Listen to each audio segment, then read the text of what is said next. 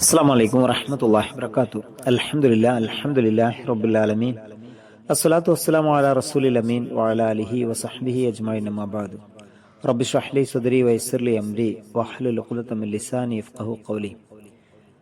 പ്രിയമുള്ളവരെ, അല്ലാഹുവിൻ്റെ എല്ലാ അനുഗ്രഹങ്ങളും നമ്മിൽ സദാ വർഷിക്കുമാറാവട്ടെ.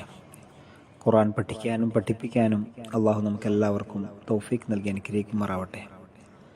വിശുദ്ധ ഖുർആൻ 42-ാം അധ്യായം സൂറത്ത് ശൂറയാണ് നമ്മൾ പഠിക്കുന്നത്. 19, 20, 21 ആയത്തുകളാണ് ഇന്നത്തെ ഈ ക്ലാസ്സിൽ നമ്മൾ ചർച്ച ചെയ്യുന്നത്. അള്ളാഹു പറയുന്നു, അള്ളാഹു ലത്തീഫും ബി ഇബാദിഹി യർസുഖു മൻ യശാഉ വഹുവൽ ഖവിയ്യുൽ അസീസ്. അള്ളാഹു ലത്തീഫാണ്, കനിവുള്ളവൻ എന്നാണ് ഈ പദത്തിൻ്റെ അർത്ഥം. അള്ളാഹു അവൻ്റെ ദാസന്മാരോട് അളവറ്റ കനിവുള്ളവനാകുന്നു. യർസുഖു മൻ യശാ, താൻ ഇച്ഛിക്കുന്നവർക്ക് അവൻ നൽകുന്നു. വഹുവൽ ഖവിയുൽ അസീസ്, അവൻ അതിശക്തനും അജയ്യനുമാണല്ലോ. ലത്തീഫ് എന്ന പദത്തിന്റെ അർത്ഥം കഴിഞ്ഞ ക്ലാസ്സിൽ നമ്മൾ സൂചിപ്പിച്ചതാണ്. ഒന്ന്, അള്ളാഹുവിന് തന്റെ ദാസന്മാരോട് വലിയ കാരുണ്യവും ദാക്ഷിണ്യവുമുണ്ട്. രണ്ടാമത്തേത്, അവൻ വളരെ സൂക്ഷ്മദൃഷ്ടിയോടെ സൃഷ്ടികളുടെ അതിസൂക്ഷ്മമായ ആവശ്യങ്ങൾ പോലും പരിഗണിക്കുന്നു. അവിടെയൊന്നും മറ്റാരുടെയും കണ്ണെത്തുകയില്ല. അള്ളാഹുവിന്റെ അടിമ തന്നെ അറിയാത്ത നിലയിൽ അള്ളാഹുവിന്റെ ആവശ്യങ്ങൾ അവൻ പൂർത്തീകരിച്ചു കൊടുക്കുന്നു. ഇവിടെ ദാസന്മാർ എന്നതുകൊണ്ട് ഉദ്ദേശിച്ചത് വിശ്വാസികളെ മാത്രമല്ല, എല്ലാ ദൈവദാസന്മാരെയുമാണ്. എന്ന് വെച്ചാൽ അള്ളാഹുവിന്റെ ഈ കനിവ് എല്ലാ അടിമകളോടും പൊതുവായിട്ടുള്ളതാണ്. അതോടൊപ്പം തന്നെ നമ്മൾ മനസ്സിലാക്കേണ്ടത്, എല്ലാ ദാസന്മാർക്കും ഒരുപോലെ ലഭിക്കുക എന്നത് ഈ പൊതു കാരുണ്യത്തിന്റെ താല്പര്യമേ അല്ല. അവൻ തന്റെ ഖജനാവുകളിൽ നിന്ന് എല്ലാവർക്കും നൽകിക്കൊണ്ടിരിക്കുന്നു. എന്നാൽ ഒരാൾക്കൊരു വസ്തു നൽകുമ്പോൾ മറ്റൊരാൾക്ക് മറ്റൊരു വസ്തുവാണ് നൽകുന്നത്. ഒരാൾക്ക് ഒരു സാധനം അധികമായി നൽകുമ്പോൾ മറ്റൊരാൾക്ക് മറ്റൊന്ന് ധാരാളമായി നൽകുന്നു. ഇതിൻ്റെ തുടർച്ചയെന്നോണം തുടർന്നുള്ള സൂക്തങ്ങൾ നമുക്ക് വായിക്കാൻ കഴിയും. മൻ കാന യുരീദു ഹർസൽ ആഖിറതി നസിദ് ലഹു ഫി ഹർസിഹി വമൻ കാന യുരീദു ഹർസദ് ദുനിയ നൂതിഹി മിൻഹാ വമാ ലഹു ഫിൽ ആഖിറതി മിൻ നസീബ്. ആർ പരലോകവിള കാക്ഷിക്കുന്നുവോ, അറാദ യുരീദു ഉദ്ദേശിക്കുക, കാക്ഷിക്കുക. മൻ ഖാന യുരീദു ഹർസൽ ആഖിറ, പരലോകത്തിന്റെ വിളയാണ് കാക്ഷിക്കുന്നത് എങ്കിൽ, നസിദ് ലഹു ഫി ഹർസിഹി, അവന് നാം ആ വിള കൂടുതലായി നൽകും, അധികരിപ്പിച്ച് നൽകും. ഒമൻ ഖാന യുരീദു ഹർസദ് ദുന്യ, ആരെങ്കിലും ഉദ്ദേശിക്കുന്നത് ഐഹിക വിളയാണ് എങ്കിൽ, നൂതിഹി, അവൻ അത് നൽകും. നുഅ്തീഹി മിൻഹ വമാ ലഹു ഫിൽ ആഖിറതി മിൻ നസീബ്, പക്ഷേ പരലോകത്തിൽ നിന്ന് അവന് യാതൊരു വിഹിതവും ഉണ്ടായിരിക്കുകയില്ല. അള്ളാഹു എല്ലാവർക്കും വിഭവങ്ങൾ നൽകും. ജീവിക്കാൻ ആവശ്യമായ സംവിധാനങ്ങൾ ഒരുക്കി കൊടുക്കുക. മനുഷ്യന്റെ പ്രാഥമികമായ ആവശ്യങ്ങൾ, ഭൂമി, അതുപോലെ തന്നെ വായു, വെള്ളം തുടങ്ങിയ അനിവാര്യമായ ആവശ്യങ്ങൾ അള്ളാഹു നൽകുന്നു. മനുഷ്യൻ അവന്റെ കഴിവനുസരിച്ച് അവന്റെ അത്യാവശ്യങ്ങൾക്ക് വേണ്ടി പരിശ്രമിക്കുകയും സാധ്യത അനുസരിച്ച് അവന് വിഭവങ്ങൾ ലഭിക്കുകയും ചെയ്യുന്നു. തൊട്ട് മുൻപുള്ള സൂക്തത്തിൽ സദാ എങ്ങും കണ്ടുകൊണ്ടിരിക്കുന്ന 2 യാഥാർത്ഥ്യങ്ങൾ വിശദീകരിക്കപ്പെട്ടിട്ടുണ്ട്. ഒന്ന്, അള്ളാഹുവിന്റെ കനിവും കാരുണ്യവും എല്ലാ ദാസന്മാർക്കും പൊതുവായിട്ടുള്ളതാണ്. 2, അള്ളാഹുവിന്റെ ഔദാര്യവും വിഭവദാനവും എല്ലാവർക്കും ഒരുപോലെയല്ല, അതിൽ വ്യത്യാസങ്ങളും ഏറ്റക്കുറച്ചിലുകളും കാണുന്നു. ഇവിടെ ഈ ആയത്തിന്റെ വിശദീകരണത്തിൽ സയ്യിദ് അബുൽ അല മൗദൂദ് സാഹിബ് പറയുന്ന കാര്യങ്ങൾ നമുക്കൊന്ന് ശ്രദ്ധിക്കാം. ഇഹം പരം, ഇത് രണ്ടിനും വേണ്ടി അധ്വാന പരിശ്രമങ്ങൾ ചെയ്യുന്നവരെ ഈ സൂക്തം കർഷകനോട് ഉപമിച്ചിരിക്കുന്നു. മണ്ണൊരുക്കുന്നത് മുതൽ വിളവെടുക്കുന്നവരെ അയാൾ അർപ്പണബോധത്തോടെ വിയർപ്പൊഴുക്കി പണിയെടുക്കുന്നു. തന്റെ വയലിൽ താൻ വിതച്ച വിള കൊയ്തെടുക്കുകയും അതിന്റെ ഫലം അനുഭവിക്കുകയും ചെയ്യണമെന്ന ലക്ഷ്യത്തോടെയാണ് ഈ അധ്വാനങ്ങളെല്ലാം അർപ്പിക്കുന്നത്. പക്ഷെ ഉദ്ദേശ ലക്ഷ്യങ്ങളുടെ വ്യത്യാസം പ്രവർത്തന രീതിയിലും വലിയ അളവോളം വ്യത്യാസമുണ്ടാകും. പാരത്രിക വിളയിറക്കുന്ന കർഷകനും ഐഹിക വിളയിറക്കുന്ന കർഷകനും തമ്മിൽ വമ്പിച്ച അന്തരമുണ്ട്. അതിനാൽ രണ്ടുപേരുടെയും അധ്വാന ഫലങ്ങളെയും അള്ളാഹു വ്യത്യസ്തമാക്കിയിരിക്കുന്നു. രണ്ടുപേരുടെയും പ്രവർത്തന സ്ഥലം ഒന്നു തന്നെയാണെങ്കിലും. ഒന്നുകൂടി പറഞ്ഞാൽ, പാരത്രിക വിളയിറക്കുന്ന കർഷകന് ഇഹലോകം കിട്ടുകയില്ല എന്ന് അള്ളാഹു പറയുന്നില്ല.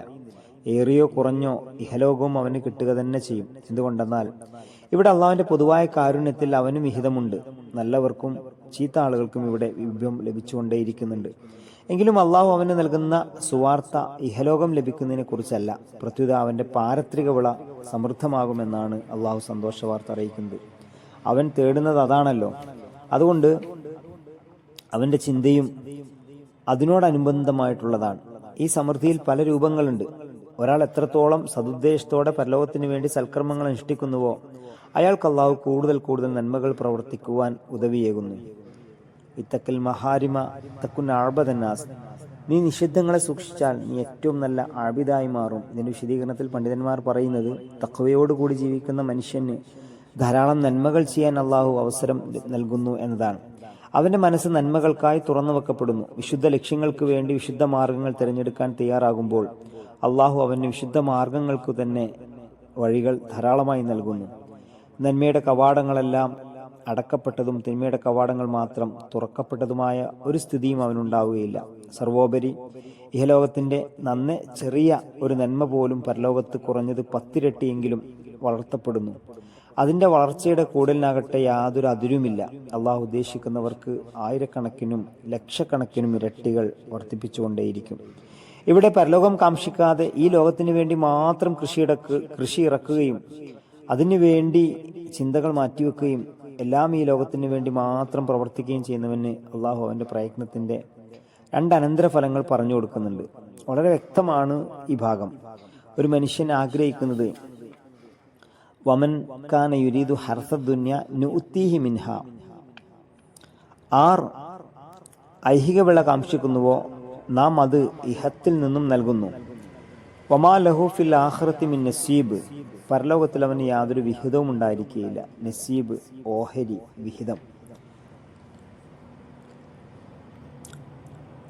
ഒന്ന്, അവൻ എത്ര തലതല്ലിയാലും എത്രത്തോളം ഐഹിക നേട്ടങ്ങൾ ആർജിക്കാൻ ശ്രമിച്ചാലും അത് മുഴുവനൊന്നും അവന് കിട്ടാൻ പോകുന്നില്ല. അള്ളാഹു അവന് നിശ്ചയിച്ചുള്ള വിഹിതം മാത്രമേ കിട്ടൂ. ഇതാണ് ഒന്നാമത്തെ കാര്യം, ദുനിയാവിന് വേണ്ടി പരിശ്രമിക്കുന്നവനുള്ള ഫലം. രണ്ടാമത്തേത്, അവന് കിട്ടുന്നത് എന്താവട്ടെ അത് ഇഹലോകത്ത് മാത്രമേ കിട്ടൂ. പരലോകത്തിലെ നന്മകളിൽ യാതൊരു പങ്കും അവനുണ്ടായിരിക്കുകയില്ല. തുടർന്ന് വളരെ ഗൗരവപ്പെട്ട ഒരു കാര്യമാണ് അള്ളാഹു സുബ്ഹാനഹു വ തആല ചോദിക്കുന്നത്. അം ലഹു ശുറകാഉ ശറഉ ലഹും മിനദ്ദീനി മാ ലം യഅ്ദം ബിഹില്ലാ വലൗലാ കലിമത്തുൽ ഫസ്ലി ലഖുദിയ ബൈനഹും വഇന്നൽ ളാലിമീന ലഹും അദാബുൻ അലീം. ഈ ജനത്തിന് അള്ളാഹു അനുവദിച്ചിട്ടില്ലാത്ത ദീനി സ്വഭാവത്തിലുള്ള നിയമ സരണി നിശ്ചയിച്ചു കൊടുത്ത പങ്കാളികൾ ഉണ്ടെന്നോ? അം ലഹും ശുറകാഉ ശറഉ ലഹും മിനദ്ദീനി മാ ലം യഅ്ദം ബിഹില്ലാ. എന്നിട്ട് അള്ളാഹു ഗൗരവത്തിൽ പറയുന്നൊരു കാര്യമുണ്ട്, വലൗലാ കലിമത്തുൽ ഫസ്ലി ലഖുദിയ ബൈനഹും. നിശ്ചയം ഈ തീരുമാനവചനം ഉണ്ടായിരുന്നില്ലെങ്കിൽ അവരുടെ വിധി നടത്തി കഴിയുമായിരുന്നു. അതായത് അന്തിമ വിധി തീർപ്പ് അന്ത്യനാളിലേക്ക് നീട്ടിവെച്ചില്ലായിരുന്നെങ്കിൽ അള്ളാഹുവിന്റെ അടിമയായിക്കൊണ്ട് അള്ളാഹുവിന്റെ ഭൂമിയിൽ സ്വയം ദീൻ നടത്തുക എന്ന കടുത്ത ധിക്കാരം കാണിക്കുന്ന ഏതൊരുവനും ഈ ലോകത്ത് വെച്ച് തന്നെ കഠിനമായി ശിക്ഷിക്കപ്പെടുമായിരുന്നു. പക്ഷെ അള്ളാഹുവിന്റെ ദീൻ വെടിഞ്ഞ് ഇതരന്മാരാൽ നിർമ്മിക്കപ്പെട്ട ദീൻ സ്വീകരിക്കുന്ന സകല ജനവും നശിപ്പിക്കപ്പെടുകയും ചെയ്യുമായിരുന്നു. പക്ഷേ അള്ളാഹുവിന്റെ അന്തിമ വിധി തീർപ്പ് അത് പരലോകത്തേക്ക് വേണ്ടി അന്ത്യനാളിലേക്ക് നീട്ടിവെച്ചിരുന്നു. ഇല്ലെങ്കിൽ ഇവർ ഈ ഭൂമിയിലെ തിന്മകൾ ചെയ്യുന്ന മുറക്കെ അവർ നശിപ്പിക്കപ്പെടുമായിരുന്നു. വലൗലാ കലിമത്തുൽ ഫസ്ലി ലഖുദിയ ബൈനഹും വഇന്നൽ ളാലിമീന ലഹും അദാബുൻ അലീം. നിശ്ചയം ഈ ധിക്കാരികൾക്ക് വേദനയേറിയ ശിക്ഷയാണുള്ളത്. ഇവിടെ അള്ളാഹു സുബ്ഹാനഹു വ തആല പങ്കാളി ഷുറക്കാ എന്നതുകൊണ്ട് വിവക്ഷിച്ചിട്ടുള്ളത് ആളുകൾ പ്രാർത്ഥിക്കുകയോ നേർച്ച വഴിപാടുകൾ അർപ്പിക്കുകയോ പൂജാതി കർമ്മങ്ങൾ അനുഷ്ഠിക്കുകയോ ചെയ്യുന്ന മൂർത്തികളെ കുറിച്ചല്ല. മധൂദ് സാഹിബ് അത് വിശദീകരിക്കുന്നു. പ്രത്യുത ജനങ്ങൾ അധികാര ഭരണങ്ങളിലെ പങ്കാളികളായി അംഗീകരിച്ചവരെയാണ്.